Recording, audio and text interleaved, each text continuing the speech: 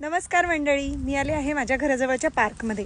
तर सांगण्याची गोष्ट अशी की इथे पार्क थंडीमध्ये कुणीही पार्कमध्ये येत नाही, कारण सगळीकडे स्नो पडलेला असतो. इतकी थंडगार हवा असते की पार्कमध्ये येऊन लहान मुलांना खेळणं शक्य नसतं. पण स्प्रिंगमध्ये मात्र सगळे लोक घराबाहेर पडतात, म्हातारी माणसं इथे पार्कमध्ये येऊन बसतात.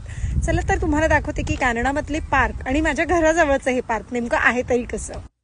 कॅनडातल्या पार्कमध्ये असा सेटअप सगळीकडेच दिसतो. हा बेसिक आहे. हे जे तुम्ही बघताय हे 2 ते 5 वर्षाच्या मुलांसाठी आहे. इथले झोपाळे, खेळणी हे मुलांचा उंची, सेफ्टी आणि वय याचा विचार करून बनवलेली आहे. पार्कच्या जमिनीवरती हे जे लाकडाचे तुकडे तुम्ही बघताय ते स्पेशल इंजिनिअरिंग वूड फायबरपासून बनवलेले आहेत, जे मुलांना टोचत नाही आणि तण किंवा विषारी गवत यामुळे उगवत नाही. प्रत्येक पार्कमध्ये हे असा एक बेसिक शेड आपल्याला दिसतो. काही बेंचेस आहेत ते उन्हात आणि काही सावलीत आहेत. ज्याला जिथे बसायचं तिथे तो बसू शकतो. आता आपण पार्कच्या डाव्या बाजूला आलोय, जी आहे 5 ते 12 वर्षाच्या मुलांसाठी. इथली खेळणी